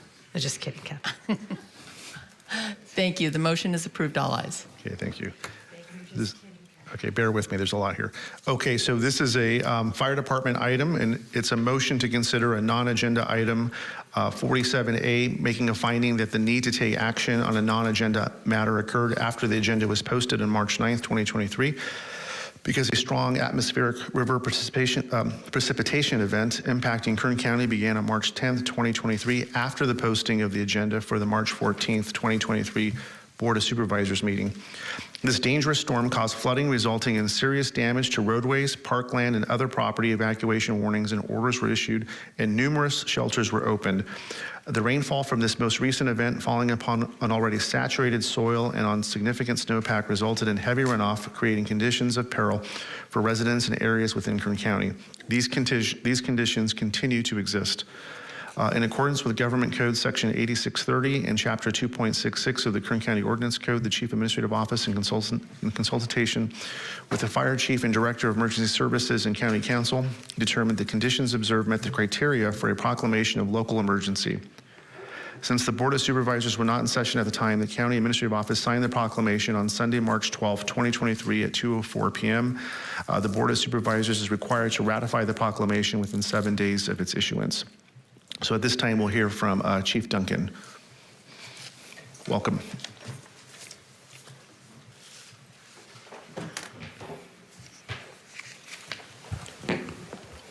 Good morning, Chairman Flores, distinguished members of the board. Today, I'm here not only as your fire chief, but I'm here as your Director of Emergency Services, and I'm joined by our Emergency Services Manager, Georgianne Armstrong. The item before you today is to request a local emergency proclamation for all winter storms dating back to February 21st, 2023 to present times and to extend into the future days. The first series of storms hit Kern County back on February 21st. It covered all our county mountains with snow, and it really affected the community of Pine Mountain Club. I spoke to your board about this last session and talked about all the efforts that were made to assist the communities of Pine Mountain Club. Since the conclusion of that first storm, though, the county has been under inclement weather and numerous atmospheric rivers. Beginning back on March 9th, last Thursday, my staff brought to me, as they studied the incoming weather events, something that was out of the ordinary for Kern County. This atmospheric river was going to be a warm river of water, and it was going to hit our mountains with already a lot of snow on them, and it was going to greatly rise our Kern River above Kernville and just bring the kind of water we haven't seen in a very long time. So immediately we got on the phone and we contacted the Sheriff's Office. We opened up our EOC and we started partnering to get an evacuation warning out to the communities of Kernville. 50 of your Kern County firefighters paired with Kern County Sheriff's deputies and search and rescue volunteers went door to door in the community of Kernville, notifying every resident we could of what was coming in the days and that he needed to be prepared for an evacuation order at any moment. Trigger points were established and to go from an evacuation warning to an evacuation order. Moving forward to March 9th, the following Friday, at 6 a.m., we had equipment in the area watching the river, and it was rising. By 7 a.m., the river had hit our trigger points, and we immediately issued an evacuation order. Kern County Sheriff's officers and firefighters went door to door again, telling all residents in the Kernville area that were going to be affected that it was time to go and to get out of the area. An additional evacuation site at that point in time was opened. Throughout the day, we saw unprecedented amount of water come down the Kern River Valley. So Kern River, something we haven't seen in over 50 years. At one point in time, the Kern River was flowing at 45,000 cubic feet per second. Now, what does that number mean? I want to give you perspective. 1 cubic feet of water weighs 62.5 pounds. It's about the size of a basketball. So I want you to think about 45,000 basketballs per second rolling down the river. That weighs about 1,400 tons per second coming down the Kern River, something we have not seen since 1966. Throughout the day, we monitored, we got everybody out, we got everyone to their shelter, and at this time there was no injuries reported. Moving on to March 11th, on a Saturday, on an early morning recon flight, Kern County firefighters noticed that the Pozo Creek was running at an unprecedented rate. As the water was hitting the railroad tracks close to 99, we noticed that water began to back up towards the city of McFarland going north, something we haven't seen in a long time. Immediately, an evacuation warning was issued to the citizens of McFarland, and an evacuation center was opened in McFarland. Simultaneously, while we were handling the McFarland event, we were still doing work in Kernville. Damage assessment teams went door to door again, looking at all the homes that were affected by the storm, trying to figure out how much damage we truly had in the county of Kern. Recon also showed that the Caliente Creek was running like it normally does, but it was already crossing the road at 5 different points off Caliente Road. And we all know that the area of Lamont has been flooded numerous times in the past, and we've done a lot of good work in that area through our Public Works Department, and we kept an eye on Lamont, and it was in good shape. Moving to Sunday, as the damage assessment teams began surveying the McFarland area, recon flights by your Kern County Fire Department noticed water in the Pozo Creek beginning to back up towards the Pond Road community.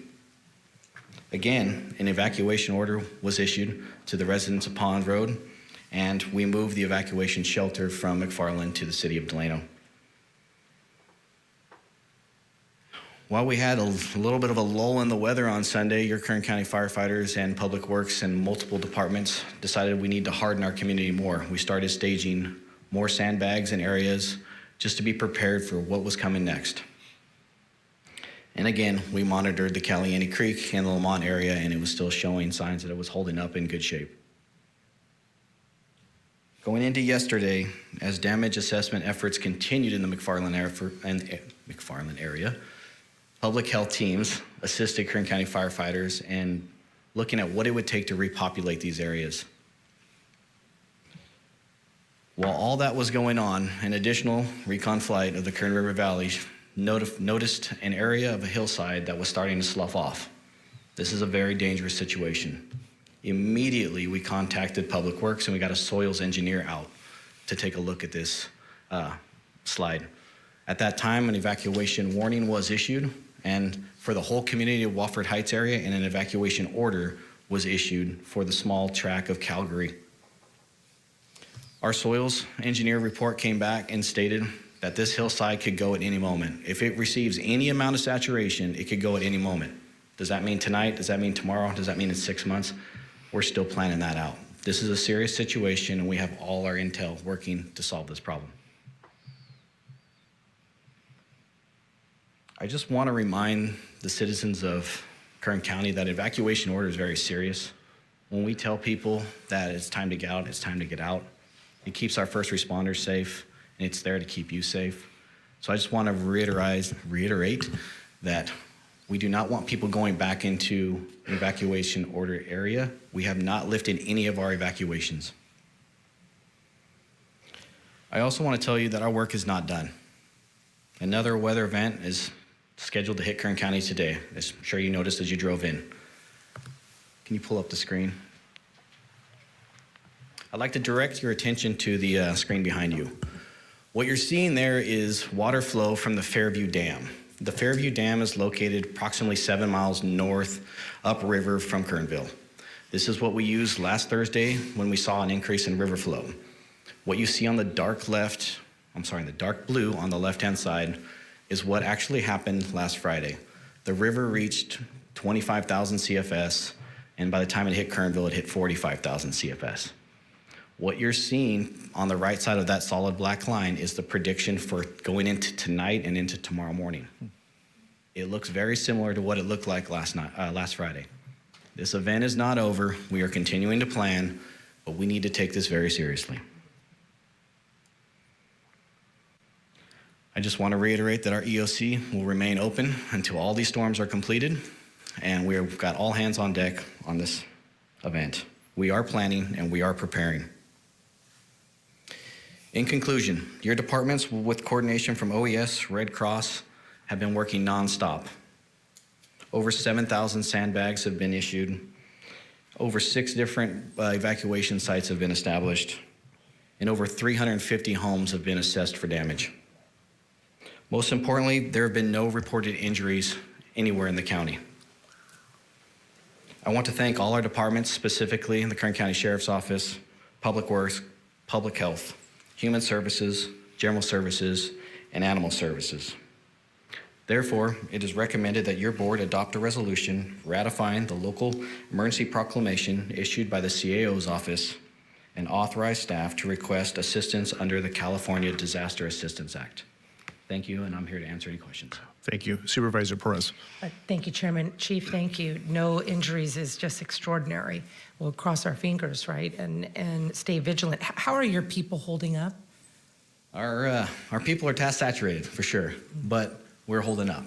They're coming back to work. They're staying. They're working long hours. We're here for the long haul. Our firefighters live in our communities. They work in our communities. They care, and they're going to keep working. Is there something volunteers can do, fill sandbags, show up? I mean, is there something that we as a board or members of the public can do to help you, Chief? What we really need is volunteers for the Red Cross. California as a whole has been hit by so many storms that the Red Cross has been activated statewide. Currently, we're pulling resources from Las Vegas to assist us in Kern County. What will helping Red Cross, do? Is it money, time? What do they really need? I would say just people to come in and volunteer and get trained. Okay. And where would someone go to do such a thing? We have our local American Red Cross chapter in town. We can contact them or we can guide them on our website to the Red Cross. So somebody can go to the firefighters' website and find that information? Yes, ma'am. Thank you very much. I appreciate you, and Godspeed to you, brother. Thank you. Thank you, Supervisor Perez. Supervisor Peters. Thank you, Chairman. Chief, I just wanted to say I appreciate you and your department, Sheriff Youngblood and his department, all of our county departments that have been working on this. I know it's not been easy.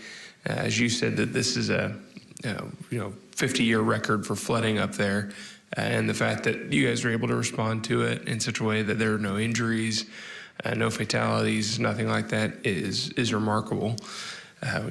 With the flooding that we're dealing with, I know the communities have been hit hard up there with flooding. We've had some state record-setting fires up there. We've had rock slides. We've had earthquakes. For some reason, they all seem to hit D1. But you guys have always responded to it in just an outstanding, over-the-top manner. So I just wanted to say thank you and to reiterate what you said and remind people about the importance of the evacuations, and also remind people about signing up for Ready Kern and calling that 211 number if there's anything that they need to get in touch with the county for. So thank you again, Chief. Thank you. Thank you, Supervisor Peters. Supervisor Couch. Thank you, Chief. The response from you and your department and the Sheriff's Department and everybody is outstanding, and it's really gratifying. I thank you for the invitation to be able to sit in yesterday on the morning briefing, I guess you call it, at the EOC, and see. I know people are frightened and anxious. If they could see you all and the quality of people that are at that EOC and that are working on this for them, they would at least be heartened that there's some great people, there's some great professionals that are helping them out, and that would go a long ways. I want to say a couple of words about. I was in McFarland over the weekend, and your EOC is extremely high tech and extremely impressive. And McFarland, the city manager, had a whiteboard, and he had one of your guys with him, and he had some council members with him, and we even had council members from other cities that had shown up to help them. And that was what was so gratifying to see. Just a whole community. I mean, I'm talking Shafter, Wasco, Delano pitching in with their sheriffs or their police departments. They're bringing sandbags to them, whatever they could do. So I just want to recognize those folks and thank them. But you guys are doing an incredible job. And I was fortunate enough to be able to go up yesterday and see Pozo and Caliente Creek. The work that the Public Works has done in Caliente Creek has paid huge dividends because we have not seen the flooding in Lamont like we would have normally seen. Pozo Creek, amazingly, is still flowing west of 99. I don't think I've ever seen it that far as what it's done. Little tiny Pozo Creek, which has caused a great deal of damage. But the folks in McFarland and coordinating with you all did an absolutely outstanding job. I just want to say thank you for that. Thanks, sir.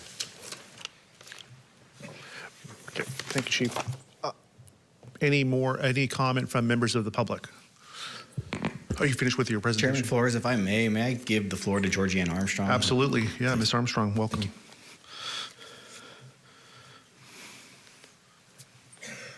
Good morning. I just wanted, as the chief mentioned, we have several evacuation orders in place. And when the county issues an evacuation order, we simultaneously stand up sheltering operations, which is a big undertaking. And in this event, we are conducting sheltering operations in the Kern River Valley and also in the San Joaquin Valley for the McFarland community and the community of Pond. There are multiple county departments that are tasked to support these sheltering operations. It always is my pleasure to bring to your board's attention that the Human Services Department works in cooperation with the Red Cross, and they are the local lead. And with that, we have Mike Nisser of the Human Services Department, who has been all over. He is on site at the shelters, as he always is, spending the night there, running things, taking care of things. And when I spoke to him, he wanted me to make sure that your board was aware of the extraordinary assistance that we've received from a new sheltering partner in this situation, which is the Horizon Elementary School, with special thanks to the principal, Vanessa De Leon, the office manager, Sally Tafoya, the superintendent, Aaron Resendez, and their entire maintenance crew, as well as the city manager, the mayor, and the police chief. Everyone has been extraordinarily helpful, and also our grateful thanks to the structure of the city of Delano. When we needed to move this shelter, everyone stood up and made it possible for us to relocate that shelter. So we wanted to pass that along to your board, that this is a community effort, and we have received excellent support from the community for that. Thank you. Thank you, Ms. Armstrong. Thank you for the tremendous work that you do for our county each and every time that we have an event like this. And I want to also thank you for the great work you did in Pine Mountain Club just a week earlier when we were having issues up there. Chief, do you have anything more on this presentation? Okay, thank you. The chairman stepped out, and so I'm going to take care of the rest of this for this item. Excuse me, Supervisor Peters, thanks. Thank you, Mr. Vice Chairman. I just wanted to take a second to thank Georgiana Armstrong. She is the unsung hero of all these events that are happening, and she doesn't get a lot of recognition publicly, but every time I've dealt with her, it's usually not under very happy circumstances, but she is just an absolute rock star up there, coordinating everything, making it happen, and making sure that everybody's taken care of and they have the tools that they need. So I just wanted to say thank you to Georgiana and all her team up there at the EOC. Thank you, Supervisor Peters. And now I'll turn it back over to Chairman Flores. Oh, thank you. Any members of the public that would like to comment on this item before we bring it back to the board? Okay, seeing none, thank you both for your extraordinary efforts, all our departments and the systems. The weather systems may not be over, but one thing's for sure, that our emergency response system works excellent, and we're well served. And thank you both. And thank you to our men and women of Kern County. Okay, this is an action item. I will make a motion. Okay. A second. Oh, sorry. Supervisor Perez. Thank you. Sorry, I didn't mean to step on your toes, That's okay. Peters. Did you want to make that motion? I was happy to make it, but... Oh, yeah, I'll go ahead and make the motion. Thank you. Okay, and I'll second that. And I think what we've seen this morning from Elsa, our Georgiana, and of course Teresa, is that we need more women in charge, David Couch. You led with that this morning, so I'm just gonna mic drop that. Okay. That's also a second. Okay, thank you. Motion and second. Okay, members, cast your vote. The motion is approved. All ayes. Thank you. Okay, that brings us to item number 48 under Human Services. This is a report on the results of the 2022 Kern County CARES Can Food Drive. Mr. Lito Murillo, welcome. Good morning, sir. Good morning, Mr. Chair, members of the board. Thank you for this opportunity. I'll be brief in my comments, and I'll turn it over to Debbie Powers, who's the Executive Director of Golden Empire Gleaners. Just to kind of give you some insight, Golden Empire Gleaners is obviously a nonprofit organization. They have 2 full-time employees, 2 part-time employees, and the rest are volunteers. So the amazing work that they do is really predicated on the love of labor for this kind of work. And the Kern Cares Food Drive is really a big project because that's, for the most part, all the donations that they get comes from out of these drives that we're having. I'm also honored to thank our DHS staff that were involved in this project. I know Karina Wilson, who's in the audience. Karina, can you raise your hand real quickly? She was really serving as a point person, making sure all the departments obviously got involved, participated. Our DHS facilities team, who did the logistics work to collect all the donations and things like that. The 2022 food drive was a tremendous success.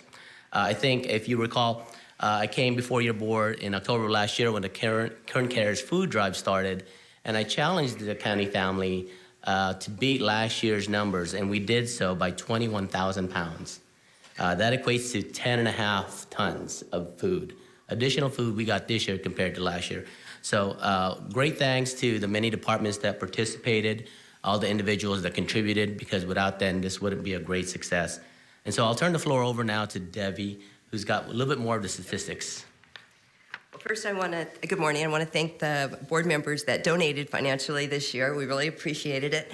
And I'm sure it was that extra dollar that David Couch gave that put the department over the top. So with that said, the winners were, first place was County Administration. Suzanne Perry led that. There's 136 pounds per person. So that's 43 employees that each brought in 136 pounds of food. I think that's amazing. This next statistic is interesting. The second place went to Farm and Home Advisors. They have 4 employees, and they brought in 124 pounds of food. So that was fantastic. Lastly is Auditor Controller, County Clerk Elections. They brought in 80 pounds of food per employee, and they have 62 employees. I also want to thank Doug Landon for the annual golf tournament that he does every year. This year he had more teams than ever. He had 36 teams. It was a great day, and we invite you out next year. As most of you know, CalFresh benefits ended February 28th, and on March 1st, we were inundated with orders. The phone was ringing off the hook. We couldn't keep up. We had to stop the orders, but we were eventually able to regain and fill baskets, and we were able to do that for all the donations that we received from Kern Cares. So we so appreciate this at the time of need. Thank you so much. And it's just so wonderful to see the County of Kern taking care of their people here. It's just beautiful. So thank you so much for your generosity. Thank you, Lito and Karina, for everything you did. Thank you. Thank you. Good job. Yeah. Mr. Alsop. Really happy to hear about Farm and Home and Auditor Controller. But let's talk about the department that did win, which is the Chief Administrative Office, County Administrative Office, and Suzanne Perry is not here. She's up there working, but it is entirely because of her. Entirely. I did absolutely nothing. She did everything. And so congratulations, Suzanne. Yeah, great. Yeah, kudos, Suzanne. Well done. Well served by you. Okay, back to the board. We vote on that? Do we vote on that? Yeah, okay. Any public comment before we vote? No. Okay. Motion to receive and file. Second. Okay, we have a motion and second. Members, cast your vote. Motion is approved. All ayes. Thank you. This brings us to item number 68, which is the proposed sole source agreement with California Body Transport LLC for supplemental coroner transportation services from March 14th, 2023 to January 31st, 2024, in an amount not to exceed $500,000.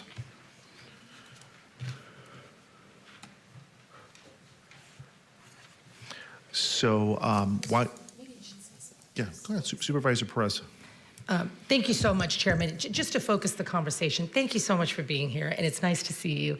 I thought the woman who came forward this morning, Stacy, I believe is her name, made a really gracious presentation about how they would simply like to compete for business.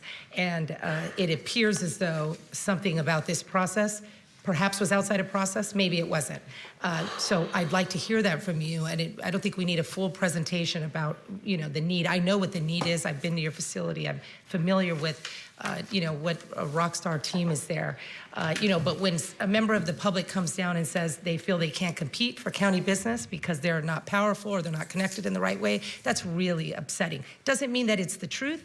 I don't know what the truth is. So I appreciate you being here, and if you could just kind of cut to the chase on, who these owners are. Who are the owners? Do they have some in to the board which gives them a contract and gives this person no ability to compete? I mean, that's problematic, and I know that you know that.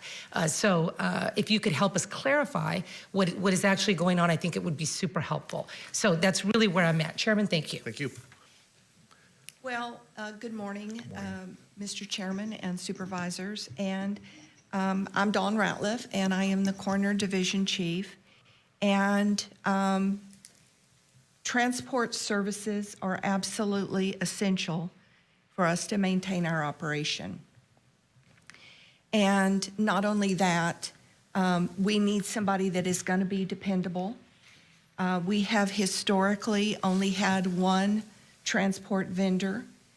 In January of this year, it became increasingly clear to me that maybe one vendor was not going to be sufficient. And there began to develop some performance issues. So as a result of that, I was concerned that without some type of a supplemental service, that our current vendor may not be able to sustain the operation until completion of an RFP. So when I began searching for someone, I need somebody. Dawn, can I ask a quick question about that? So sorry, Dawn, forgive me to interrupt you. So historically, you said you've only worked with one. Is it been the same one, and for what period of time? Well, let's see. I think that this particular vendor, there was an RFP in 2016, and they've been with us since that time. Okay. Then I think there was a renewal in maybe 21. So typically with the RFP process in the past, there's interest. But then when it really comes to submitting bids, they do not participate. But at any rate, RFP processes are not usually quick. Correct. And I was looking to have a stopgap measure available to us in the event that the single vendor was no longer able to sustain what was needed for us to continue our operation. But in 2016, when you went out to RFP, you did get interest, at least initially, but as to the submission of proposals, you're confident in the selection that you made moving forward, and then obviously, you secured that in 21. Perhaps COVID had something to do with the challenge of the increase, but you lost confidence in them, it sounds like. Well, I think that a number of things have changed. I think volume is a big part of it. I think trying to operate several off-site facilities is part of that.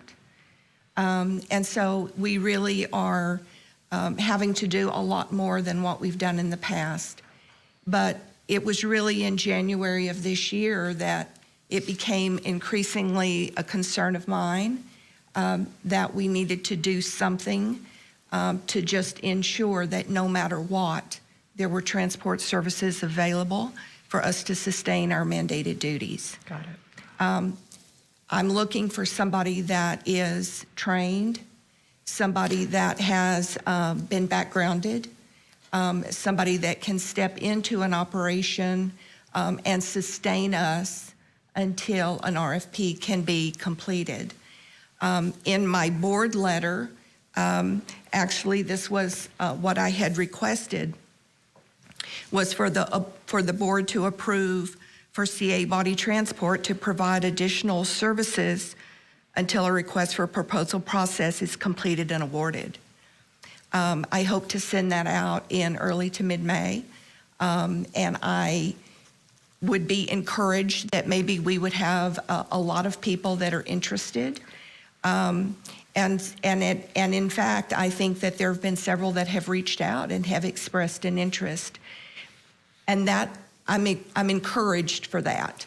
But I think for now, I need something that is going to be immediately available, so that if the current vendor alone cannot support the operation, that we are left with somebody who can in a supplemental nature. This, to me, is really a stopgap.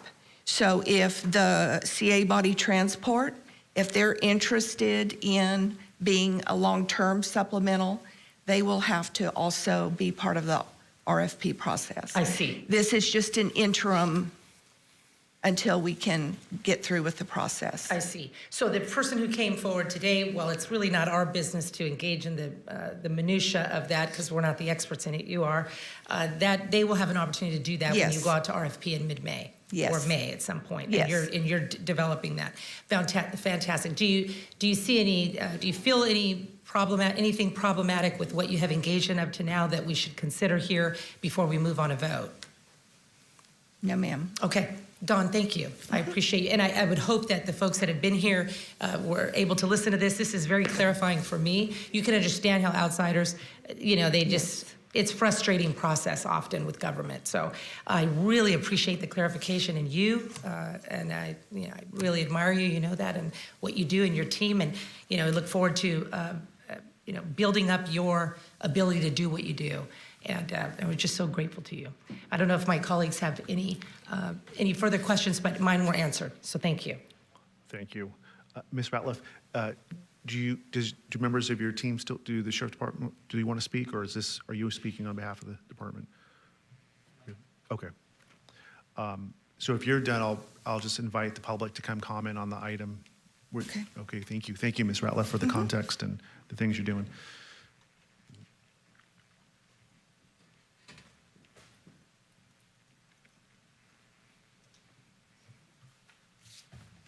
Hello again, board. My name again is Stacy Ramirez. Dawn and your team, I hands down agree that a second is a need, right?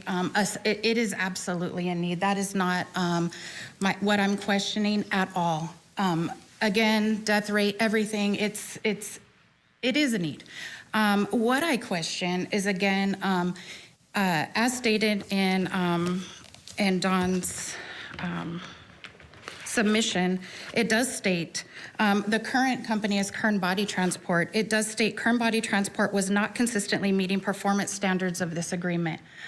Although I can't speak on their performance standards because I am unaware of their performance standards. But what I can speak of is this new company, CA, is just employees of Kern Body.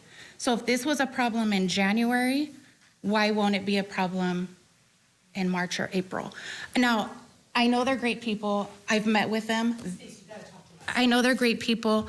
I've met with them. I'm not saying a lot of things change. Everybody works together to get things done.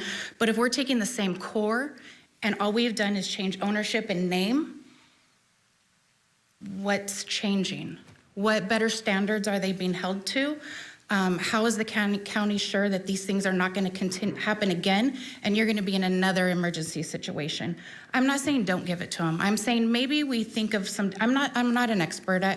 I'm just a business owner trying to figure it out and come up with a little bit of, of course, I'm never going to have an opportunity to pass a background check or get experience because I can't get my foot in the door. How do companies get that? How do we start a process? If there's other transportation companies, do we start background checks prior to get everybody ready so that if there's an emergency, you're ready, so that we don't have to take what we already had and then just give them a different name? I guess that's my only question. So, Ms. Ramirez, I think that according to staff, this is just a stopgap measure. So your concerns, I hear them clearly, and thank you for talking about this item. So I think that the fix will be come May when they do issue a RFP that can bring everyone and anyone who's interested to come through the public process, the bid process, and I think that should address the concerns that you raise. Absolutely. Okay. Mr. Chairman, can I ask a question? Yeah, Supervisor Couch. What I think I just heard you say was, and tell me if I'm wrong, that you might have to put people through a background check before they can come to work for you. But you don't really want to do that and take the time, the effort, the money, and all that until you know you can get the work, right? I'll do it. I just don't know. I don't think that you can do it until I don't know what the process is. If somebody tells me, hey, you know what, Ramirez Body Transport, your first step, why don't you go ahead and start your people in case we get in a bind? I'll do it. I don't have a problem with that, but I don't know if that, I think you have to wait and go through the process, and then when you're going to start it, you go through the background. Well, I know this much. I know enough to be dangerous, okay? During the RFP process, you're not going to have discussions with them because they shouldn't do that during that process. Before that, I think you can sit down and talk with them and say, explain your situation, and they can explain what that process is going to be like. So now is the time to have that discussion with that lady right there. Okay? Okay. Thank you. And I've reached out by email, and she has responded to me. I think that this was just such a, it came on so fast, and I did email, and I did get a response yesterday. So, you know, I do appreciate that. So I'm not trying to not be proactive. I just, how can we help? How can other companies help? Not just me. If there's others, great. You know, how can we help the county to not be in this? I'm not trying to take over the county, just want to help. Respond to the RFP, but you got to do some homework. I would need to do some homework first, so I would be even able to do it effectively. Thank you. Thank you. Supervisor Perez. Thank you, Chairman Flores. Stacy, thank you so much for being here. I appreciate it. Your earnest concern for the county, your desire to be in business and prosper yourself, it's all very evident.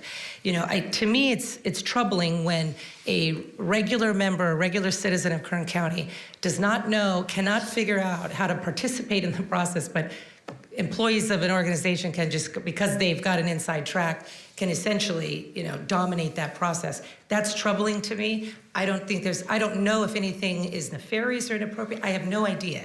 I don't know anything about it, but I have confidence in Dawn that she's going to have a fair process in May, and that this business of employees just swapping out with new names, which is not uncommon, unfortunately, that I appreciate so much you bringing this to our attention. We wouldn't have known otherwise.